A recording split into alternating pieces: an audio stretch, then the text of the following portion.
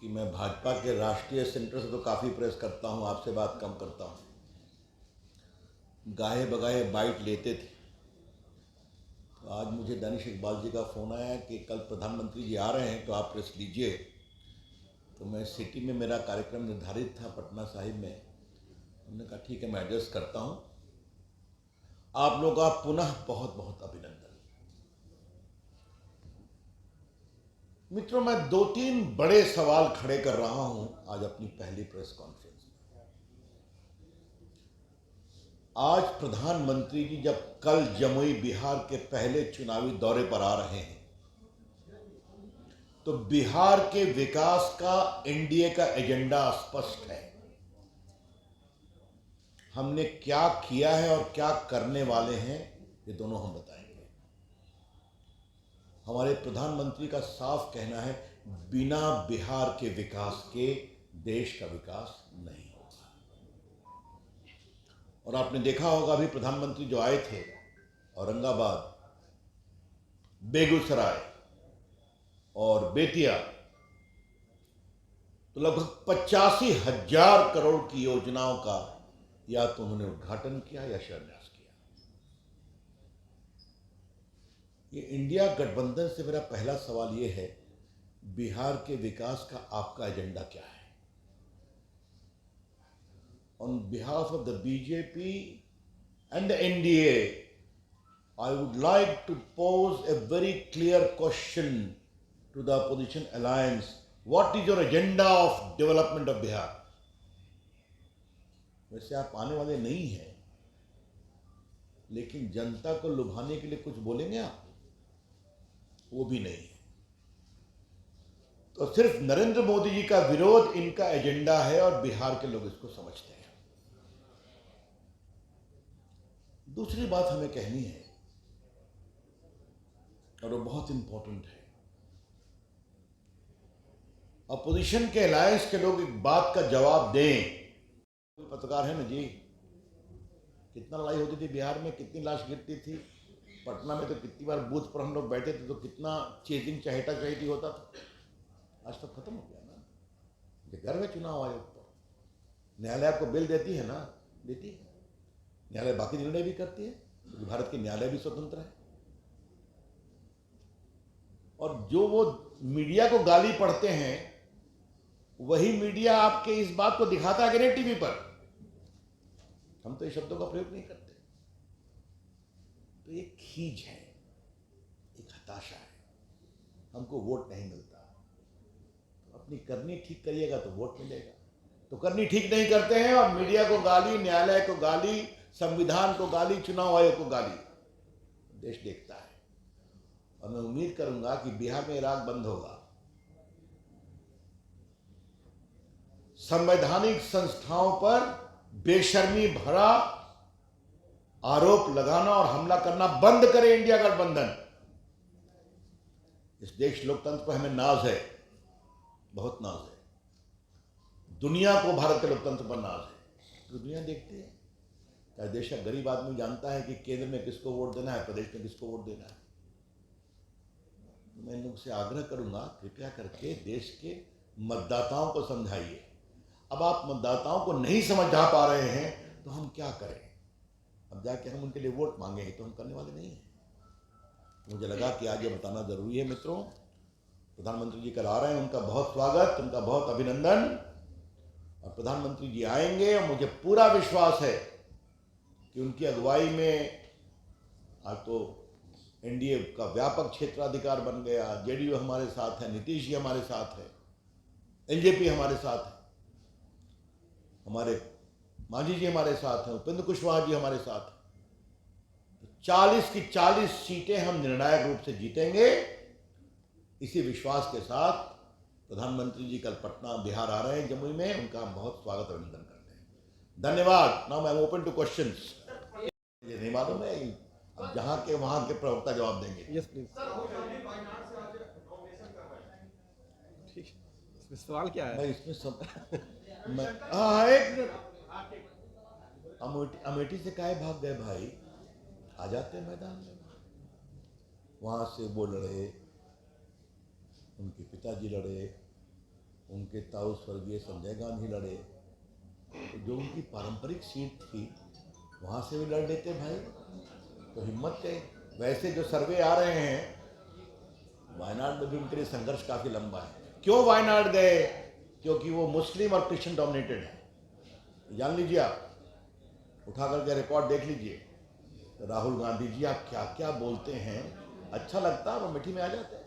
Sir, Saran से रोहिणी आचार्य ने कल कहा कि 11 ऐसे कैंडिडेट से बीजेपी, एलजेपी और जेडीयू मिले, तो या तो किसी के बहनोई है, किसी के बेटे हैं, किसी की वाइफ है, तो जो हमारे ऊपर परिवारवाद का आरोप लगाते हैं, पहले इस लिस्ट के बारे में बताएं। देखिए, पहले आप एक बात समझिए, हमने कभी किसी के बेटा के या बेटी के इलेक्शन लड़ने पर कोई आपत्ति उठाई? परिवारवाद का मतलब है पार्टी परिवार के लिए है, पार्टी का नेता परिवार का होगा। पिता हटेंगे तो पत्नी बनेगी मुख्यमंत्री या बेटा बनेगा उप मुख्यमंत्री, और अब बहनों की फौज बढ़ती जा रही है, इसे कहते हैं परिवारवाद। और ये कई जगह पर है, करुणानिधि हुए स्टालिन, देश में कई जगह पर है। और हमारे पे नरेंद्र मोदी जी एक चाय बनाने वाले के यहाँ गरीबी में पैदा हुए, आज देश के बड़े नेता बने। ये देश परिवारवाद से चिढ़ रहा है, समझना चाहिए।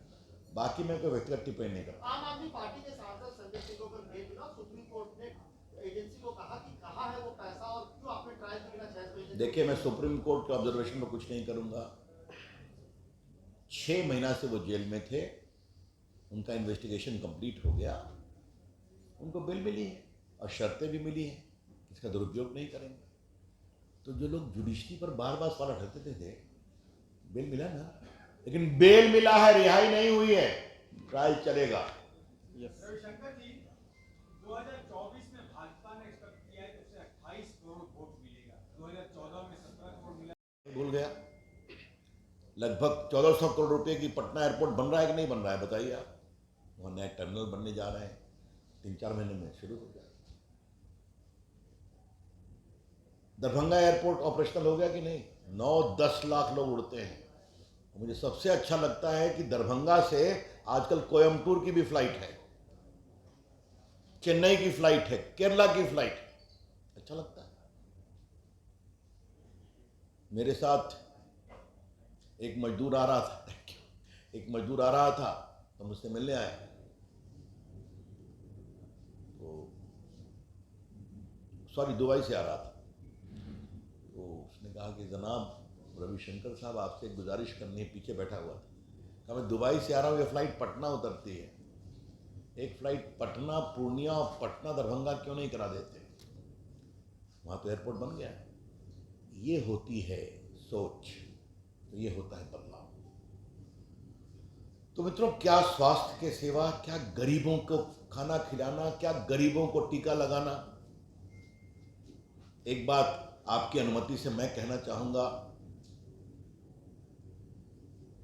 मोबाइल क्रांति देश में हुई है, काफ़ी मोबाइल हमको रिकॉर्ड कर रहे हैं। देश के आईटी मंत्री के रूप में करने का मुझे सौभाग्य मिला है ना कि आज भारत में 90 करोड़ स्मार्टफोन हैं और 2 फैक्ट्री थी, 270 फैक्ट्री हो गई है। आज एप्पल की 16 फैक्ट्री में चाइना से उठा के ले आया। लेकिन बड़ी बात मैं क्या कह रहा हूं, आप मेरा भाषण रिकॉर्ड करिए, इसको फट से फ्लैश करिए। लेकिन एक बहुत बड़ा काम स्मार्टफोन से हुआ है, जो मोदी सरकार की बहुत बड़ी उपलब्धि है। कोरोना का टीका आप लोगों को लगा था कि नहीं लगा था, याद है ना? मुफ्त लगा था ना, उसकी सूचना कहाँ मिली थी आपको, याद है? मोबाइल पे आई थी। और आपकी शुभकामनाओं से देश के टेलीकॉम मंत्री के रूप में यह काम मैं ही देख रहा था। हमारे प्रधानमंत्री ने कहा जब इतना मोबाइल फोन है तो देश में खबर करो कि आपका पहला टीका कहाँ लगेगा, कब लगेगा, दूसरा टीका कहाँ लगेगा, कब लगेगा, बूस्टर डोज कहाँ लगा है, कब लगेगा। 220 करोड़ डोज लगा और सब देश के मोबाइल पर उपलब्ध था। हमने राज्य सरकारों से बातचीत किया, हेल्थ विभाग से, तो काम हो सकता है और हमने करके दिखाया है। लालू जी, आपने क्या किया है? क्या एजेंडा है आपका? कांग्रेस, आपका एजेंडा क्या है? मोदी जी को गाली पढ़ना आपका एजेंडा है, तो हम जानते हैं। बिहार के विकास का एजेंडा क्या है आपका, बताइए आप, हम जानना चाहेंगे। हमने तो जो किया करके बताया, आगे और करेंगे। तो मित्रों, हम बिहार के विकास के प्रामाणिक एजेंडा को लेकर चल रहे हैं और हमारे प्रधानमंत्री जी की बहुत बड़ी प्रतिबद्धता है कि बिहार के विकास के बिना देश का विकास नहीं होगा। और आपने देखा होगा, ईस्टर्न इंडिया का विकास हो, बिहार, उड़ीसा, बंगाल में तो समस्या है, आपको पता ही है। में सब बिहार के लोग हैं या कुछ जात के लोग हैं, और ये बात हम बहुत गंभीरता से कहना चाहते हैं। लालू प्रसाद जी की सरकार में हमने एक बात देखी है कि सड़क वहीं बनती थी जहां उनके वोटर थे, जहां नहीं थे वहां नहीं बनती थी। आप भी जानते हैं, मैं भी सांसद रहा हूं, लड़ना पड़ता है।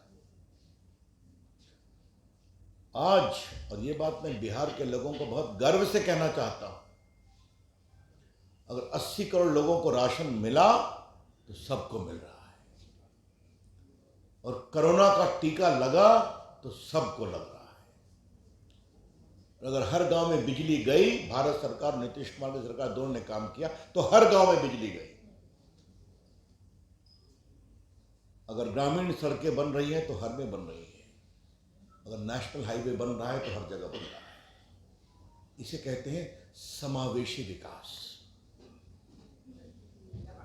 तो हमने अपने समावेशी विकास के बारे में क्या किया ये बताया, और आगे यही करेंगे। आपने क्या किया आप बताइए। हाँ, परिवार के लिए खूब करते हैं, इसमें कोई शक नहीं। लालू प्रसाद जी किसको बनाते हैं मुख्यमंत्री, किसको लड़वाते हैं, ये उनका विषय है।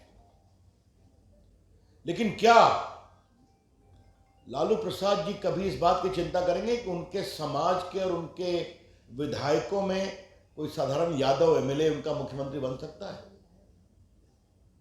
मैं इस बात को बहुत गंभीरता से उठा रहा हूं।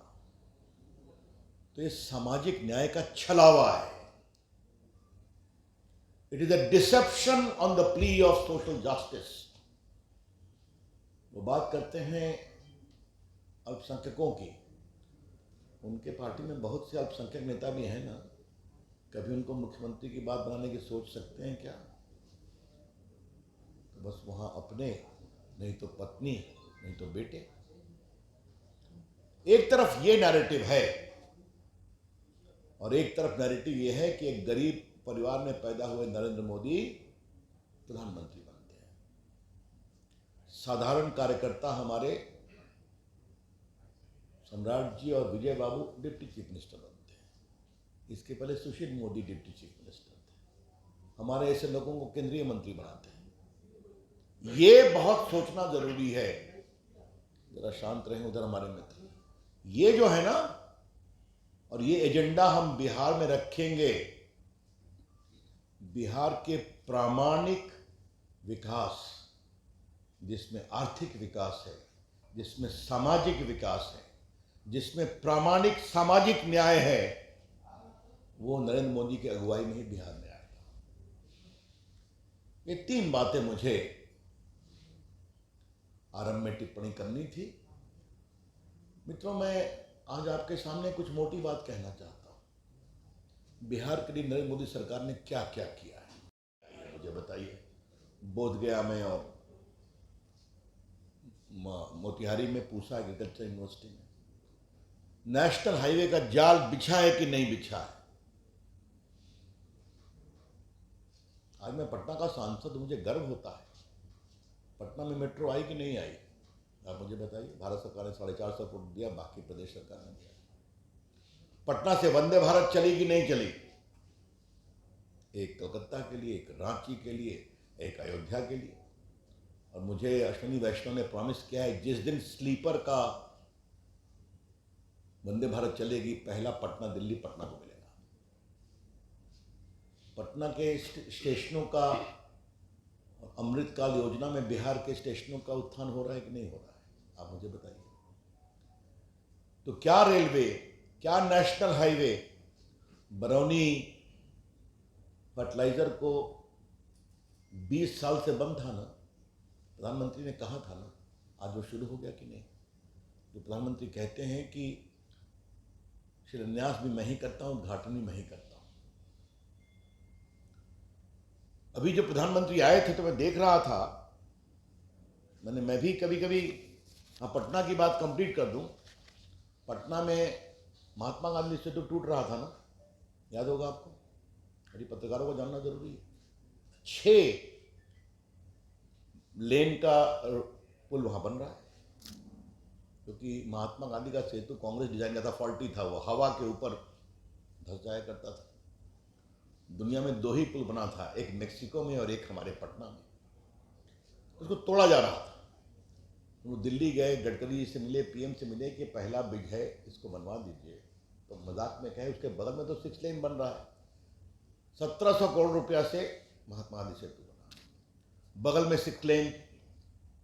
छपरा और पटना का तो जेपी सेतु आप जानते ही, उसके बगल में अभी प्रधानमंत्री आए थे औरंगाबाद में, तो 6 लेन पुल का उद्घाटन शिलान्यास किया, जो एम्स पटना से जाएगी और जाते हुए फिर सोनपुर छपरा होते यूपी चली जाएगी। तो आज गंगा जी के ऊपर पटना में 4 पुल है। मैं पटना में टीसीएस ले आया ना, टाटा कंसल्टेंसी सर्विस, पटना में एम्स ऑपरेशनल हो गया, अटल जी के समय से पेंडिंग था, मोदी जी की सरकार में। वहाँ कैंसर का इंस्टीट्यूट भी, ट्रीटमेंट भी शुरू हो गया है। तो पटना में मेट्रो, एक बात तो मैं बताना ही भूल गया, मैं लगा हुआ था, मुझे सफलता मिल गई है। NH30 जाम रहता है ना, आप लोग आते हैं तो अनीशाबाद से एलिवेटेड सड़क 1000 करोड़ रुपए की योजना से मैं बनवा रहा हूँ, और मैं कृतज्ञ हूँ गडकरी जी को, माननीय प्रधानमंत्री जी और गडकरी जी का, ने सहमति दे दी है। उतरेगा दीदारगंज, जाइए आप, चल जाइए NH30 में आगे बख्तियारपुर, बाढ़, राजगीर। तो पटना के ही इंफ्रास्ट्रक्चर के लिए बड़े बड़े काम हो रहे हैं, और कितना आपके बड़ा बड़ा सफाई का सेंटर बना है पटना में, प्रधानमंत्री ने उद्घाटन किया सैकड़ों करोड़ से। तो मैं आपको भिगाने की आवश्यकता नहीं समझता, कई बातों को आप जानते हैं।